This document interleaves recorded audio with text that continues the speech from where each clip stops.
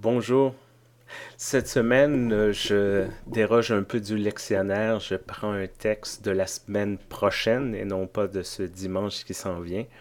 Parce que, essentiellement, je trouve que le dimanche de Pentecôte offre beaucoup de textes. On parle souvent du texte des actes des apôtres ou de l'histoire de la Pentecôte en tant que telle, mais on parle pas beaucoup ou souvent du texte de la lettre de Paul aux Romains, qui est très intéressante. Paul est toujours difficile à comprendre, oui. Il y a beaucoup de bagages. Il y a beaucoup Paul est souvent un auteur aimé et préféré des mouvements plus évangéliques, pentecôtistes, conservateurs, traditionnalistes. Et beaucoup de progressistes, beaucoup de libéraux ont de la difficulté avec Paul. Surtout lorsqu'il parle de l'esprit, c'est un peu difficile. Mais à quelque part dans le texte de Romains 8, 14 à 17, on a quelque chose que je trouve très touchant. Lorsque Paul déclare que nous sommes tous et tous des enfants de Dieu. À quelque part, il y a quelque chose de profond. Oui, on aime dire, oui, tout le monde est un enfant de Dieu et tout ça. Mais lorsqu'on commence à réfléchir à ça,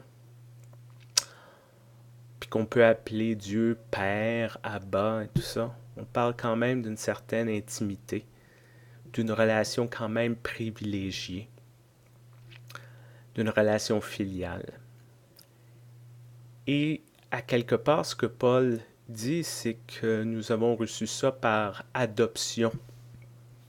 Dans le sens où c'est même pas nous qui avons choisi cette relation-là. En tant que père adoptif, je sais très bien que mon fils n'a pas choisi de venir dans ma famille dans le sens où il y avait 9 mois. Donc, c'est moi qui ai fait ce choix-là. Il dit, bon, oui, tu viens dans ma famille, puis on va être une famille, puis quasiment que tu le veuilles ou que tu le veuilles pas, quasiment à l'extrême.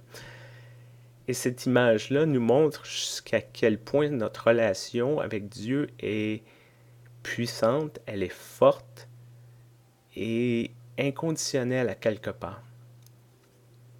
Parce que c'est pas une relation méritée, c'est pas une relation achetée. C'est pas une question de si je fais ci, ça, je me comporte de telle manière, Dieu va m'aimer, puis si je fais pas ça, ben je gagnerai pas mon ciel. Non, c'est pas ça. Le message qu'on reçoit, c'est que Dieu nous a choisis, nous a adoptés, nous a pris sur son aile, nous a intégrés dans sa famille. Et il y a quelque chose d'inconditionnel là-dedans. Il y a quelque chose de permanent qui est une relation qui va au-delà des obligations, des lois, des règlements. Parce qu'une famille, c'est pas supposé être bâti sur une question de contrat. C'est supposé être bâti sur une question de respect, une question d'amour, une question de partage. Oh, c'est pas toujours facile. Quand même, faut pas vivre la tête dans les nuages ou complètement dans le déni. C'est difficile. Et il y a tout ce qui vient avec. Faire partie de la famille de Dieu, il y a des beaux côtés, il y a des côtés difficiles. De considérer tous ceux et celles autour de nous comme nos frères, nos sœurs, c'est pas facile tous les jours. Mais à quelque part, il y a de quoi de plus grand, de plus gros, de plus fort que nous. Cet esprit de grande famille, cet esprit unificateur qui nous rassemble, qui nous ramène ensemble.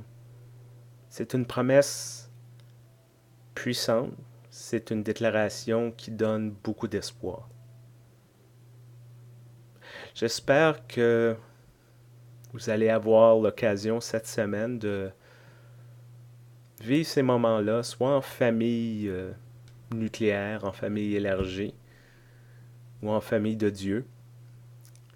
Ces moments-là où ce que vous allez prendre conscience de tous les liens qui nous unissent entre nous, et tous ces liens qui nous unissent à Dieu. Bonne semaine, portez-vous bien, à bientôt.